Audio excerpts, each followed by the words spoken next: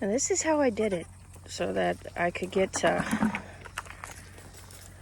everybody to eat. And I still have trouble. Miss Dallas here is very determined that she is going to be the queen of the farmyard. And she is very determined that she is going to headbutt everybody. And this is even her half sibling. So she gives everybody a problem.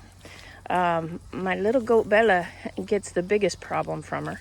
Reba here is our second one that has the most problem.